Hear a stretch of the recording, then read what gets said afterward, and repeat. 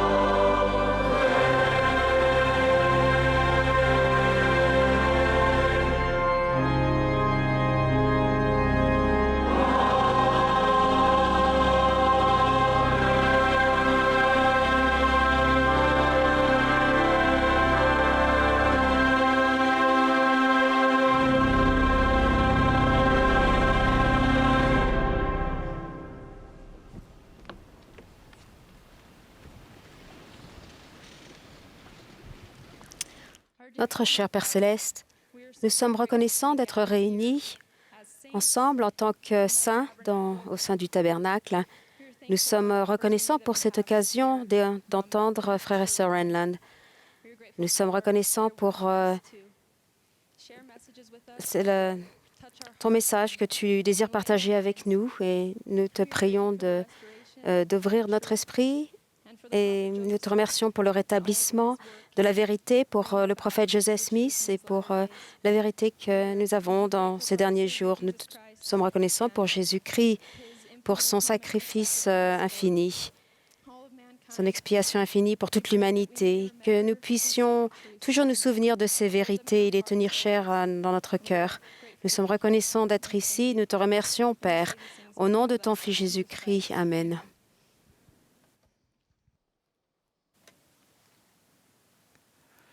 À présent, nous aurons la bénédiction d'entendre frère et sœur Renland. Après leur message, le chœur chantera le cantique numéro 170, « Peuple du monde, écoutez donc ». Alan Saunders dirigera le chœur.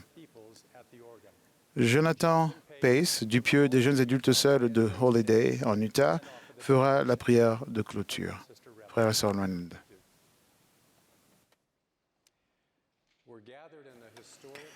Nous sommes assemblés à Salt Lake City, dans le tabernacle historique de la ville. Mais nos auditeurs se trouvent dans le monde entier. Tout au long des Écritures, le Seigneur nous demande de nous souvenir. Le souvenir du patrimoine de foi, de dévouement et de persévérance que nous avons en commun nous donne du recul et de la force pour affronter les difficultés de notre époque. C'est avec ce désir de se souvenir combien le Seigneur a été miséricordieux envers les enfants des hommes que la série en 4 tomes intitulée « Les Saints, histoire de l'Église de Jésus-Christ dans les derniers jours » a été conçue. Ce récit historique comporte des histoires de saints des derniers jours fidèles du passé. Il nous donne des exemples réels de gens qui ont vécu l'Évangile de Jésus-Christ, qui ont fait des alliances et qui ont avancé sur le chemin des alliances pour en venir à connaître notre Sauveur Jésus-Christ. Nous aurons le plaisir de nous appuyer sur les expériences de vie réelles que l'on peut lire maintenant dans les Saints, hardiment, noblement et en toute indépendance le 3e tome de la série. Ce volume rapporte en détail l'histoire de l'Église entre la consécration du temple de Salt Lake City aux États-Unis en 1893 et celle du temple de Berne en Suisse en 1955. Cette période est caractérisée par la manifestation de la révélation continue au sein de l'Église, par l'intermédiaire des prophètes du Seigneur et parmi les membres individuellement qui recevaient la révélation personnelle. Le tome 3 de la série Les Saints nous aide à comprendre notre propre histoire et ce que les gens ont vécu. Au cours de cette période, mes 4 grands-parents sont devenus membres de l'Église. Mes parents ont émigré de la Finlande vers Salt Lake City car ils s'étaient fait la promesse de se marier dans un temple. En 1950, il n'y avait pas de temple en Europe. Ils ont tous deux reçu leur dotation dans le temple de Salt Lake City, écoutant les instructions en anglais et n'en comprenant que peu de mots. Ils ont été mariés et scellés en ayant le sentiment d'être éternellement bénis. Leur choix de faire tout ce qui serait nécessaire pour être scellés au temple a également eu un impact éternel sur ma vie. Le volume 3 de Saints est notre héritage, que nous descendions des premiers pionniers comme Ruth ou des pionniers plus récents comme moi, ou que vous soyez vous-même un pionnier dans la foi. Vous êtes une partie importante de l'histoire de l'Église. Nous vous remercions pour tout ce que vous faites pour bâtir sur le fondement de foi posé par vos ancêtres et vous. Nous prions pour que ce tome de la série Les Saints vous donne une meilleure compréhension du passé, affermisse votre foi et vous aide à contracter et à respecter les alliances qui conduisent à l'exaltation et la vie éternelle. Je me fais une joie de vous parler des histoires contenues dans le tome 3 de cet ouvrage, Les Saints. Commençons. Alors, on va commencer par un exemple du rétablissement de l'Église. Russell M. Nelson enseigne fréquemment que le rétablissement est un processus, pas un événement, et il se poursuivra jusqu'au retour du Seigneur. On le voit clairement par un événement vécu par Joseph Smith vers la fin de sa vie. En 1918, le président Smith était en mauvaise santé. Il savait probablement qu'il ne lui restait pas longtemps à vivre. La mort semblait l'environner de toutes parts. Premièrement, son fils aîné, Hiram, est tombé malade et est mort d'une rupture de l'appendice. Le président Smith a déversé son chagrin dans son journal. « Mon âme est déchirée. » au « que Dieu me vienne en aide ». Sa peine s'est accrue quand Ida, la veuve d'Irûm, est morte d'une insuffisance cardiaque quelque temps plus tard. Deuxièmement, il lisait des rapports horrifiants sur la guerre mondiale qui faisaient rage. 20 millions de soldats et civils sont morts pendant la Première Guerre mondiale. Une épidémie mortelle de grippe était en train de tuer les gens partout dans le monde. Le nombre de morts dans le monde entier s'élevait à au moins 50 millions. Ces morts étaient une cause de douleur et de chagrin pour des familles du monde entier. Le président Smith se lamentait de la perte de ces nombreuses vies. Et puis, il était au lit depuis 5 mois. On peut dire que l'esprit du prophète était préoccupé par la mort. J'ai ici une Bible qui a appartenu au président Smith. Il a peut-être utilisé celle-là ou une autre qui lui était semblable quand il a reçu une révélation importante. En octobre 1918, pendant qu'il était assis dans sa chambre méditant sur l'expiation de Jésus-Christ et la rédemption du monde, il ouvrit le Nouveau Testament au premier livre de Pierre qui décrivait le Sauveur prêchant aux esprits dans le monde des esprits. Le président Smith sentit l'Esprit descendre sur lui, ouvrant les yeux de son intelligence. Il a eu une vision du monde des esprits où des multitudes de femmes et d'hommes justes, morts avant le ministère terrestre du Sauveur, attendaient avec joie son avènement pour qu'il déclare leur libération des liens de la mort. Le Sauveur apparut, et les esprits des justes se réjouirent. Ils s'agenouillèrent devant lui, le reconnaissant comme leur Sauveur et leur libérateur de la mort et des chaînes de l'enfer. Président Smith a aussi compris que le Sauveur n'avait pas rendu visite en personne aux esprits désobéissants.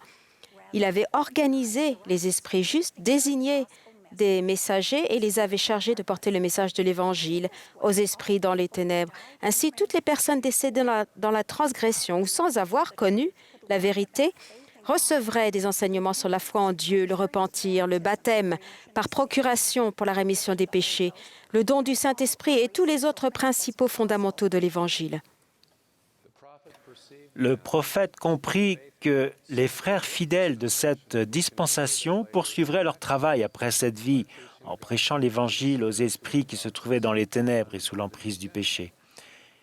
Il déclara « Les morts qui se repentent seront rachetés en obéissant aux ordonnances de la maison de Dieu.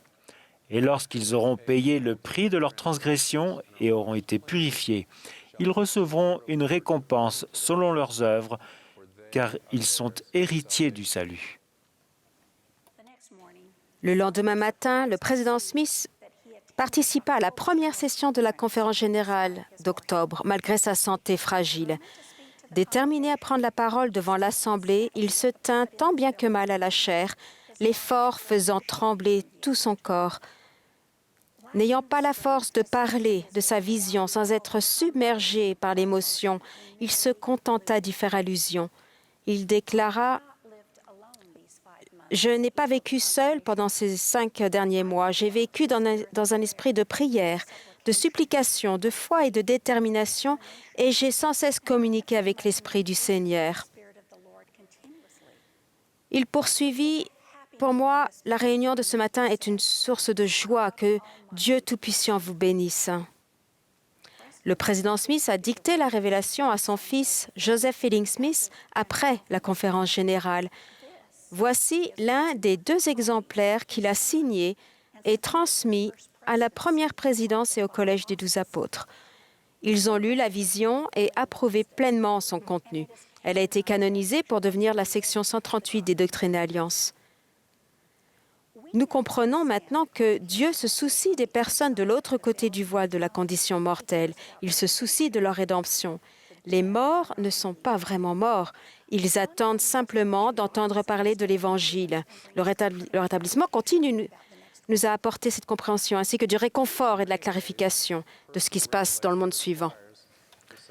De bien des façons, la révélation personnelle nécessite le même processus. En ce qui me concerne, je dois me concentrer sur un problème. Je dois l'étudier et y réfléchir, formuler diverses solutions. Il semble qu'alors seulement la révélation personnelle m'est accordée de manière fiable. Souvent, elle me vient sous forme de directives courtes et concises, telles que vas-y, ou fais-le, ou dis-le. C'est la même chose pour moi. Après avoir médité, étudié et prié, j'ai souvent des pensées ou des idées qui me viennent à l'esprit dont je sais qu'elles ne proviennent pas de mon propre raisonnement. C'est toujours une source de motivation pour moi de savoir que Dieu me connaît et m'incite à faire ce qui est bien par l'intermédiaire du Saint-Esprit. Parfois, la révélation vient parce qu'il existe un besoin précis. Un exemple remarquable a été illustré lors de la conférence générale d'avril 1894. Wilford Woodruff a annoncé à ses conseillers au Collège des 12 apôtres qu'il avait reçu une révélation concernant les ordonnances du Temple. Il dit « Le Seigneur m'a dit qu'il était bon que les enfants soient scellés à leurs parents, et ceci à leurs parents, aussi loin que nous puissions obtenir les archives. » Cette révélation a été donnée plus de 50 ans après qu'Élie a rétabli l'autorité de scellement dans le temple de Kirtland. Le dimanche de la conférence générale de 1894, le président Woodruff a déclaré « Nous n'avons pas fini de recevoir des révélations. Nous n'avons pas terminé l'œuvre de Dieu. » Il a parlé de la façon dont Brigham Young avait poursuivi l'œuvre de Joseph Smith en construisant des temples et en mettant en place les ordonnances du temple. Mais il n'avait pas reçu toutes les révélations se rapportant à cette œuvre, pas plus que le président Taylor ni Woodruff. Cette œuvre ne prendra pas fin tant qu'elle ne sera pas rendue parfaite.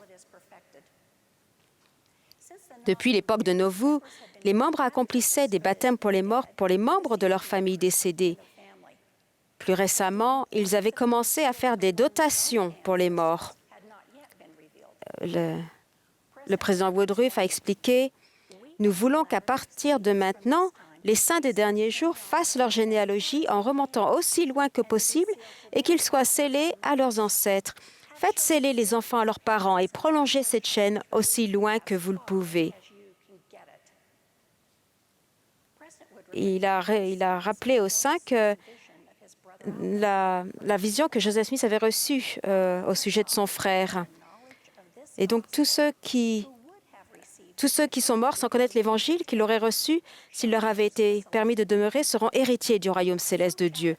Ainsi en sera-t-il de vos pères, a affirmé le président Woodruff en parlant des personnes dans le monde des esprits. Il y en aura très peu s'il y en a qui n'accepteront pas l'Évangile.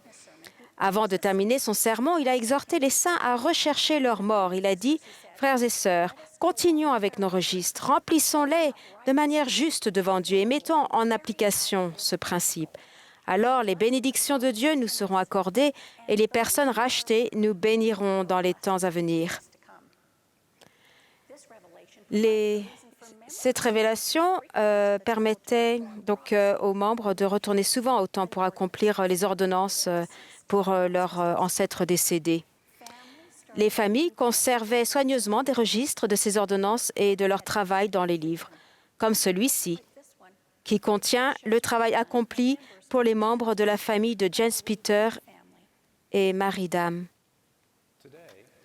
Aujourd'hui, la doctrine du scellement à travers les générations nous paraît tout à fait normale, mais il a fallu une révélation du Seigneur pour organiser correctement le scellement des familles.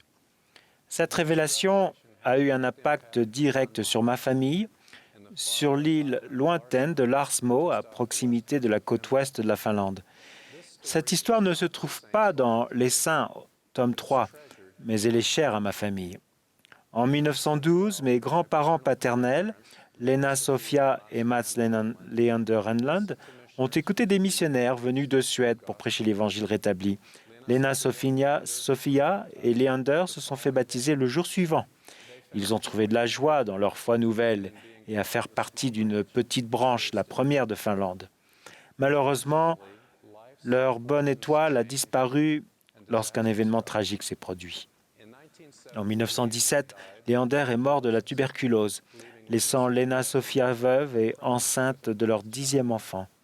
Cet enfant, mon père, est né 2 mois après la mort de son père, Leander. Et puis d'autres membres de la famille sont morts de la tuberculose. Lena a finalement enterré 7 de ses 10 enfants, en plus de Leander. Ça a été extrêmement éprouvant pour elle, une paysanne pauvre de garder intact ce qui lui restait de sa famille. Pendant près de 20 ans, elle n'a pas eu une seule bonne nuit de repos.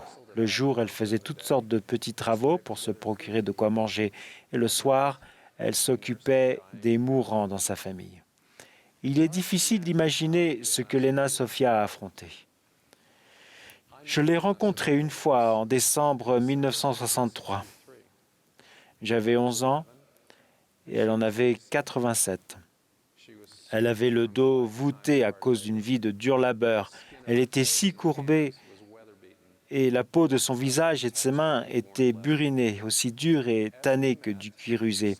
Le jour où nous nous sommes rencontrés, elle s'est levée, puis en tendant le doigt vers une photo de Leander sur le mur, elle m'a dit en suédois « Ça, c'est mon chéri ». Je pensais qu'elle s'était trompée en conjuguant le verbe au présent parce que Leander était décédé depuis 46 ans. Et j'ai fait remarquer cette erreur apparente à ma mère. Ma mère a simplement répondu « Tu ne comprends pas ». Je ne comprenais pas.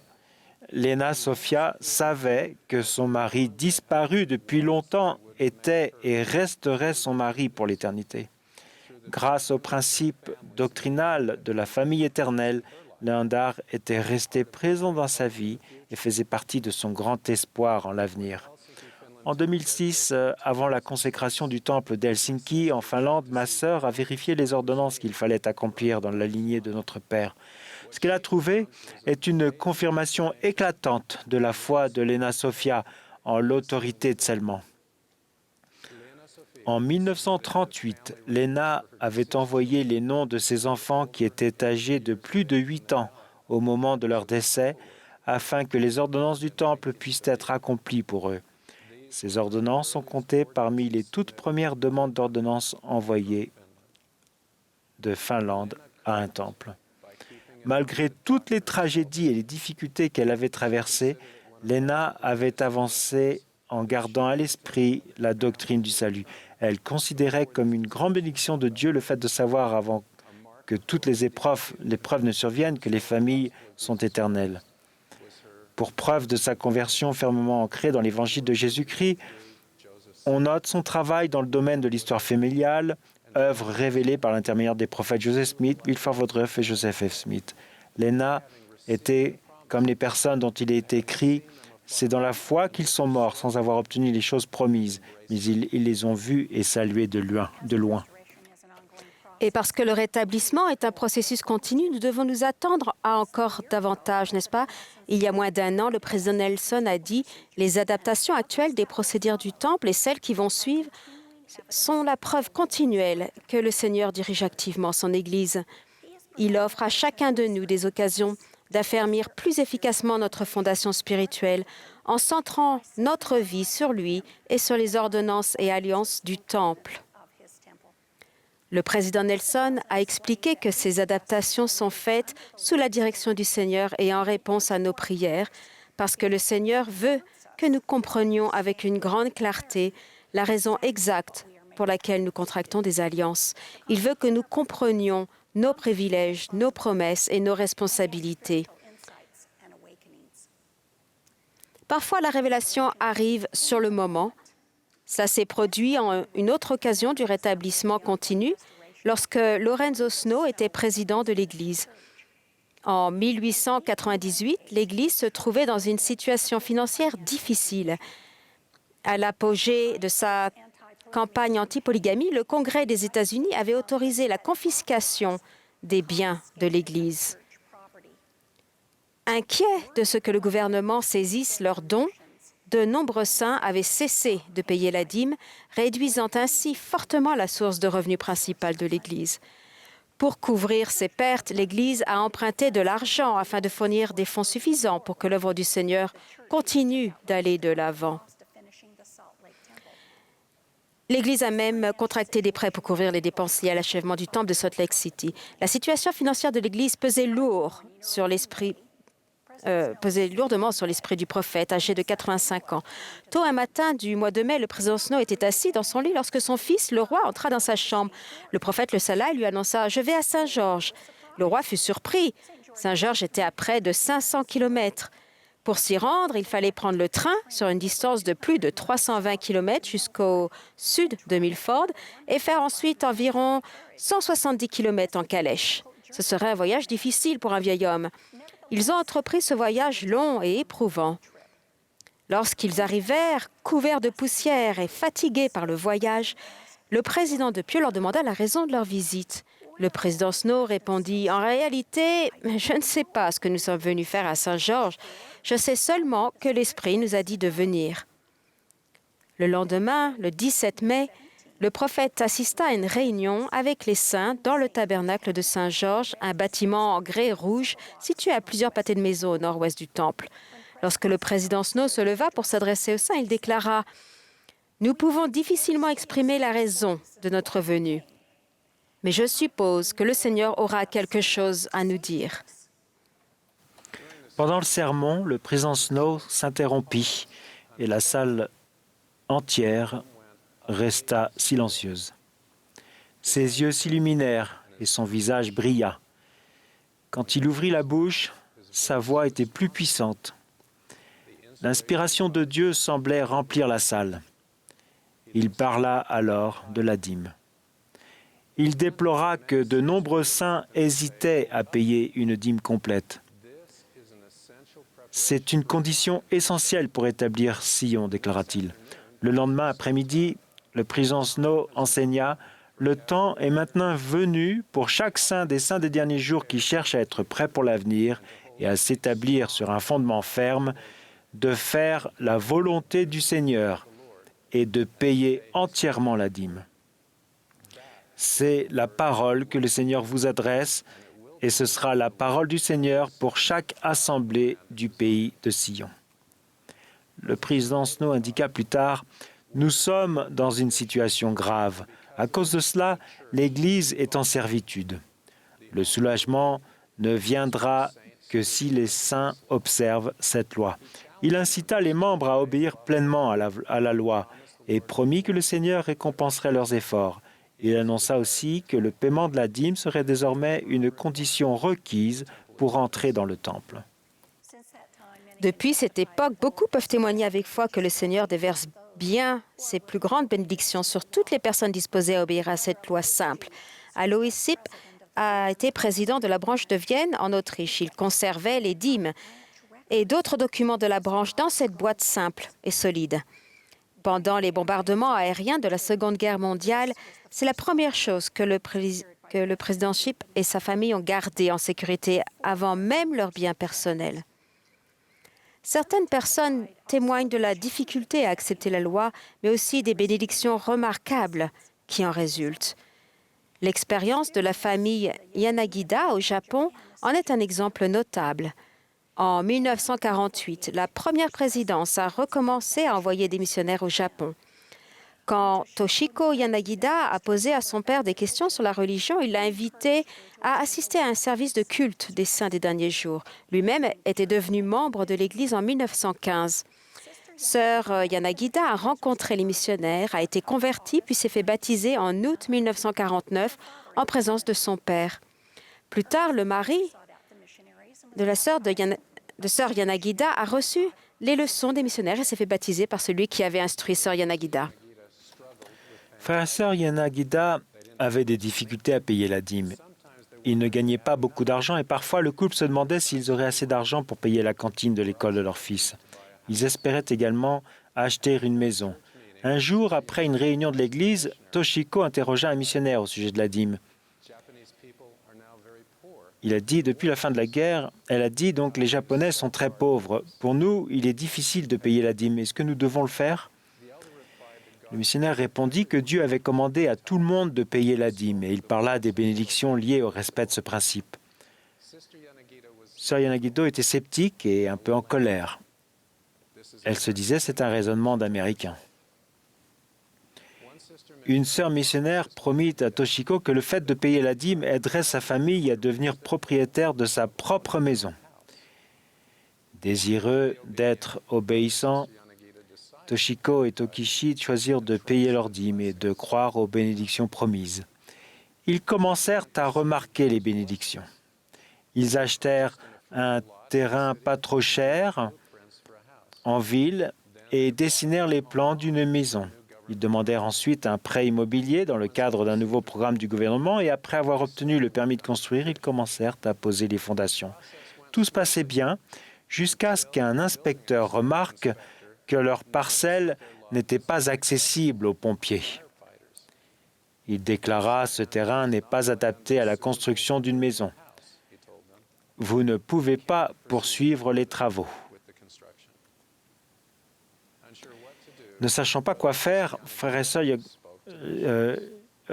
Toshiko et Tokichi en parlèrent aux missionnaires, ne sachant que faire. L'un d'eux leur dit « Nous allons prier et jeûner pour vous. Faites la même chose de votre côté. » Pendant les 2 jours suivants, la famille Yanagida et les missionnaires jeûnèrent et prièrent. Un autre inspecteur vint examiner à nouveau leur parcelle.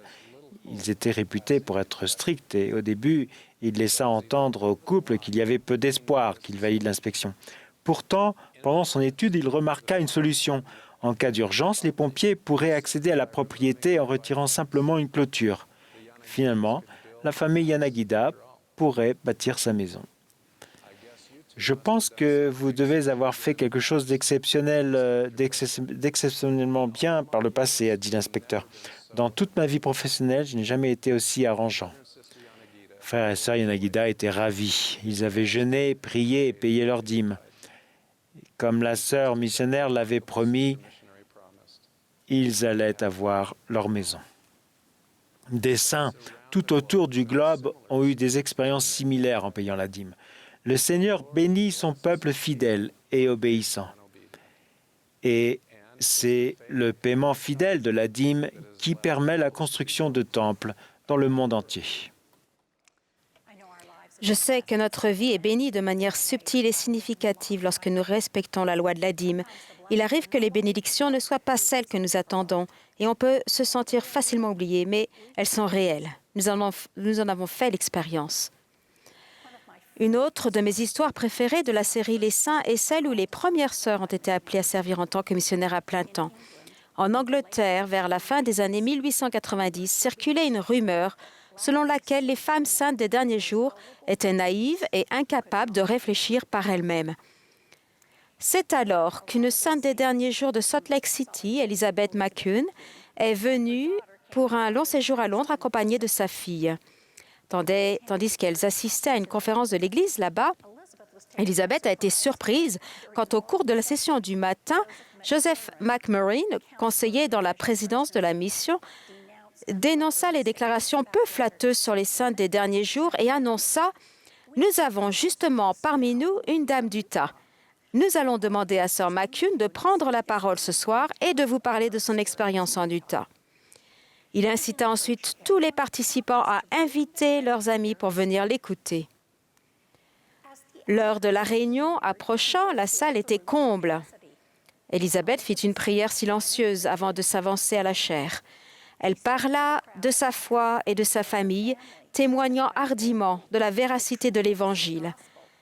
Elle dit aussi « Notre religion nous enseigne que la femme et le mari se tiennent côte à côte. » À la fin de la réunion, des inconnus serrèrent la main d'Élisabeth. « Si davantage de vos femmes venaient ici, cela ferait beaucoup de bien, » a dit l'un d'entre eux.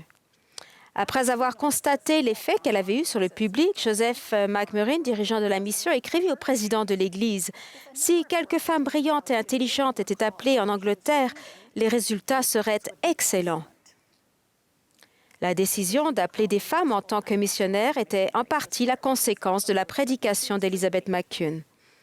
Le 22 avril 1898, Inez Knight et Jenny Brimall débarquèrent au port de Liverpool, en Angleterre. Elles furent les premières à être mises à part en tant que femmes missionnaires pour l'Église. Elles prêchaient aux gens dans la rue. Elles accompagnèrent le président McMurrin et d'autres missionnaires dans une ville à l'est de Liverpool. Le soir, une grande foule assista à une réunion dans la rue avec les missionnaires. Le président McMurrin annonça alors qu'une réunion spéciale se tiendrait le lendemain.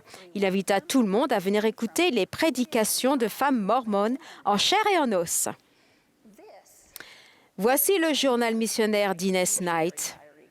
Elle a écrit Le soir, j'ai pris la parole au milieu des craintes et des tremblements et je me suis étonnée moi-même. Elle reconnut l'aide divine qu'elle avait reçue quand elle écrivit plus tard. J'ai parlé ce soir à une grande foule, mais j'ai été bénie par les prières des autres missionnaires. Ces femmes missionnaires en chair et en os s'acquittèrent correctement de leurs tâches, allant de porte en porte et témoignant fréquemment à l'occasion de réunions dans la rue. Elles furent bientôt rejointes par d'autres missionnaires qui travaillèrent partout en Angleterre. Sœur Knight et Sœur Brimall ont marqué le commencement, mais dans cette dispensation, des centaines de milliers de sœurs missionnaires ont servi. L'une des choses qui me frappe concernant les sœurs missionnaires, c'est qu'elles peuvent être efficaces en étant vraiment elles-mêmes. Ce sont de vraies saintes des derniers jours. Comme Sœur Knight et Sœur Brimall, elles discutent avec les gens de qui elles sont et de pourquoi elles croient ce en quoi elles croient. L'influence des sœurs missionnaires sur le rassemblement d'Israël est extraordinaire. Lors d'une session de questions-réponses, un jeune missionnaire m'a demandé pourquoi les paroisses de sa mission préfèrent les sœurs missionnaires. Ma réponse fut simple, parce que les sœurs mettent leur cœur et leur âme dans le travail. Les membres aiment les missionnaires qui font cela, qui ne se tiennent pas en retrait. La réponse des sœurs missionnaires à l'appel en mission a joué et continue de jouer un grand rôle dans la proclamation de l'Évangile. Le président Nelson a dit « Nous aimons les sœurs missionnaires et nous les accueillons de tout cœur. Ce que vous apportez à cette œuvre est magnifique. » Je suis aussi impressionnée par toutes les bonnes choses accomplies par Sœur McCune, qui n'avait été ni appelée ni mise à part en tant que missionnaire, mais cette chère sœur a fait avancer les choses grâce à sa foi. Cela nous amène à un autre récit incroyable du tome 3 de la série « Les Saints ». Nous trouvons des exemples de saints qui ont prouvé leur fidélité dans les situations les plus éprouvantes. D'anciens ennemis ont surmonté leur animosité et sont devenus unis en s'appuyant sur Jésus-Christ. À la fin de la Seconde Guerre mondiale, après 5 années d'occupation par le régime allemand nazi, la situation des Pays-Bas était déplorable.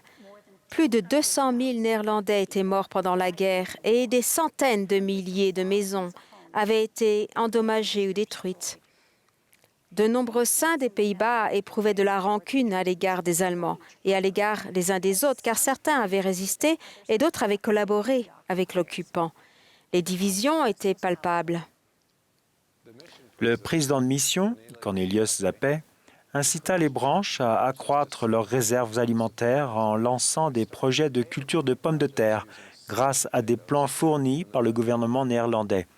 Avec cette mesure de soutien, les membres des branches néerlandaises plantèrent des pommes de terre partout où ils pouvaient, dans les arrière-cours, les jardins, les terrains vagues et les terre-pleins centraux des routes.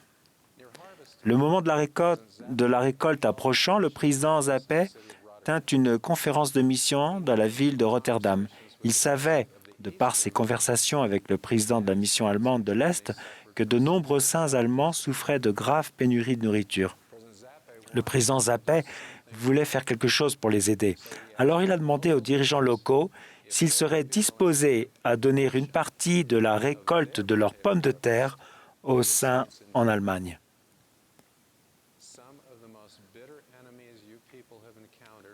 Il a dit, à cause de cette guerre, le peuple allemand fait partie de vos pires ennemis.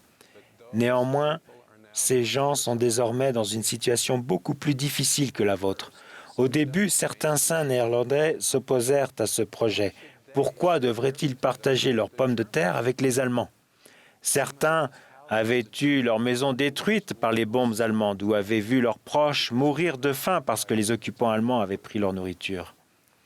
Le président Zappé demanda à Peter Vlam, ancien prisonnier de guerre et dirigeant de la branche à Amsterdam, de se rendre dans les branches des Pays-Bas et de les rallier à ce projet, faisant la distinction entre le régime nazi et le peuple allemand. Peter était un dirigeant de l'Église expérimenté, dont l'emprisonnement injuste dans un camp allemand était connu de tous.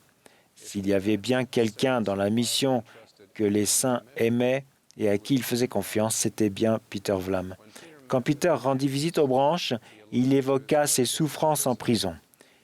Il dit « Vous savez ce que j'ai traversé. Vous le savez. » Il les exhorta à pardonner le peuple allemand. Il ajouta « Je sais à quel point il est difficile de les aimer. Toutefois, s'ils sont nos frères et nos sœurs, nous devons les traiter en tant que tels. » Ces paroles et celles des autres présidents de branche émurent les saints. La colère de beaucoup d'entre eux se dissipa tandis qu'ils récoltaient des pommes de terre pour leurs frères et sœurs allemands. Non seulement cela, mais les désaccords et la méfiance qui avaient existé parmi les membres au sein des branches commencèrent à se dissiper aussi. Les membres savaient qu'ils étaient capables de travailler ensemble et d'aller de l'avant. De son côté, le président Zappé s'efforçait d'obtenir les autorisations nécessaires pour transporter les pommes de terre en Allemagne. Au début, le gouvernement néerlandais refusa que l'on exporte des denrées alimentaires. Les demandes insistantes du président Zappé le firent céder. Quand des fonctionnaires essayèrent de bloquer les projets d'expédition, le président Zappé leur dit « Ces pommes de terre appartiennent au Seigneur. Si c'est sa volonté, il veillera à ce qu'elles arrivent en Allemagne. » Finalement, en novembre 1947, des saints et des missionnaires néerlandais se réunirent à La Haye pour charger plus de 70 tonnes de pommes de terre dans 10 camions. Peu de temps après, les pommes de terre arrivèrent en Allemagne afin d'être distribuées parmi les saints. La première présidence entendit parler du projet des pommes de terre. Surpris, David O'Mackey, alors président de l'Église, dit « C'est l'un des actes les plus grandioses de véritable attitude chrétienne que l'on ne m'ait jamais rapporté. » L'année suivante, les membres néerlandais ont envoyé à nouveau une grande récolte de pommes de terre aux Allemands. Mais ils y ont ajouté des harengs. Quelques années plus tard, en 1953, la mer du Nord a inondé des zones importantes des Pays-Bas, laissant les saints néerlandais dans le besoin.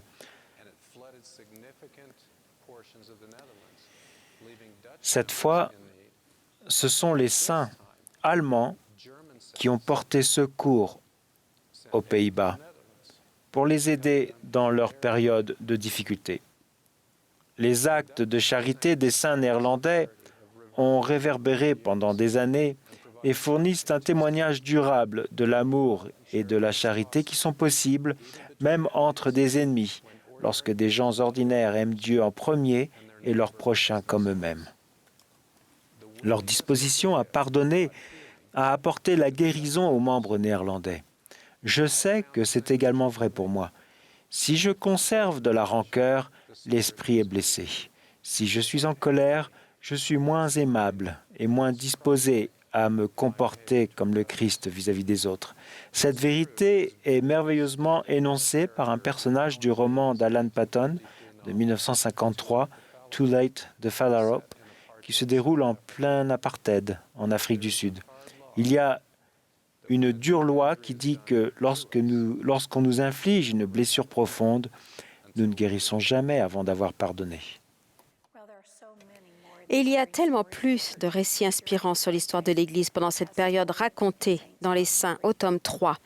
Des récits de tous les coins du monde. Peut-être aimeriez-vous apprendre quelque chose sur William Daniels, qui a servi fidèlement pendant des années dans la ville du Cap en Afrique du Sud où régnait la ségrégation. Même s'il n'était pas ordonné à un office de la prêtrise, il avait un témoignage fervent et servait fidèlement. Ou peut-être sur Raphaël Monroy et Vincent Morales au Mexique, qui ont été martyrisés pour leur foi. Et sur la mère et la femme de Raphaël, Resueta et Guadeloupe, qui ont courageusement dirigé leur famille, malgré des menaces continuelles. Ou Alma Richards, la première sainte des derniers jours à avoir gagné une médaille olympique, notamment parce qu'elle avait choisi de respecter la parole de sagesse. Ou Irini Wanga, qui, soutenue par sa mère fidèle, est retournée en tant que missionnaire dans son pays natal, la Nouvelle-Zélande, pour prêcher et rassembler des noms pour l'œuvre du Temple.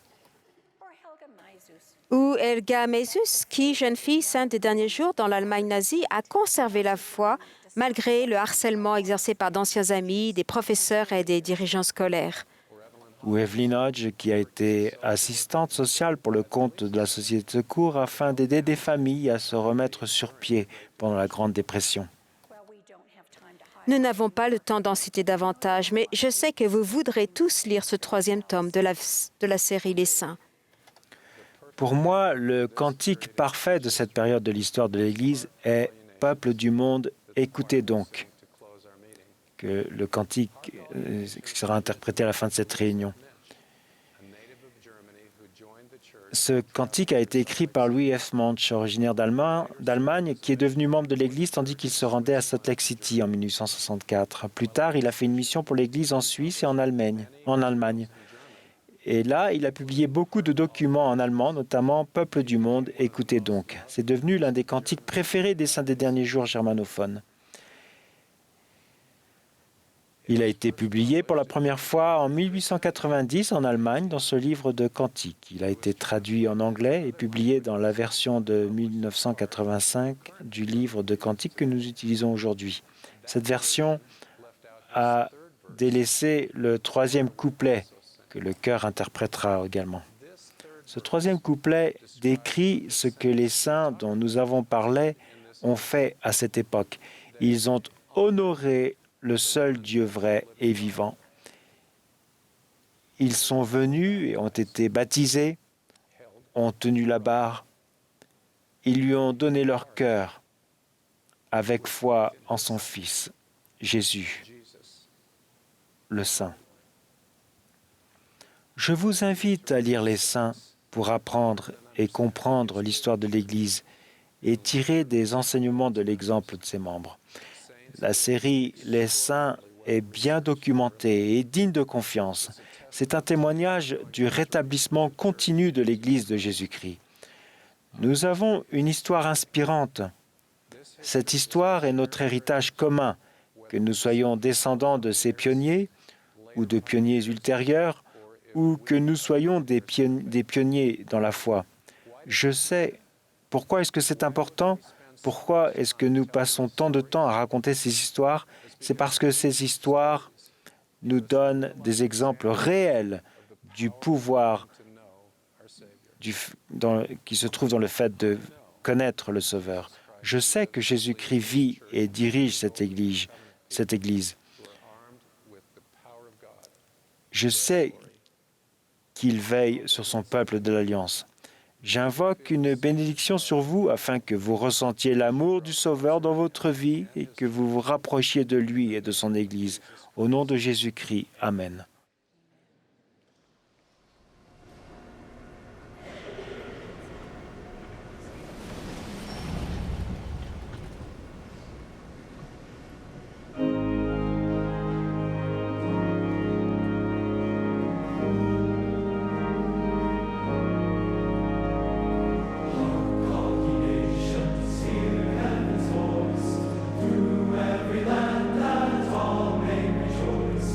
Angels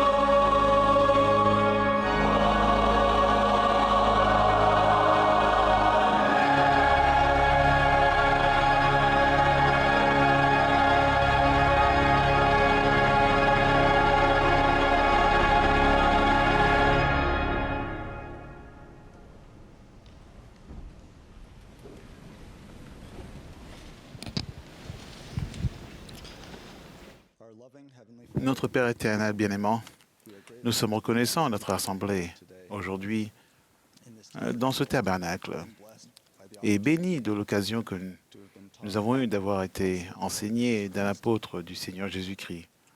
Nous sommes reconnaissants de tous les récits que nous avons entendus aujourd'hui au sujet de disciples fidèles. Nous sommes reconnaissants du rétablissement de l'Évangile de Jésus-Christ et de la joie que ce message nous apporte et à nous et à notre famille. Nous te demandons et te prions pour une bénédiction sur nous aujourd'hui afin que nous puissions avoir ton esprit pour nous guider, tandis que nous essayons d'avancer sur le chemin des alliances de manière courageuse et fidèle. Nous sommes reconnaissants de tous les sacrifices, de tous ceux qui dirigent et servent dans l'Église. Et nous disons ces choses au nom de ton Fils Jésus-Christ. Amen.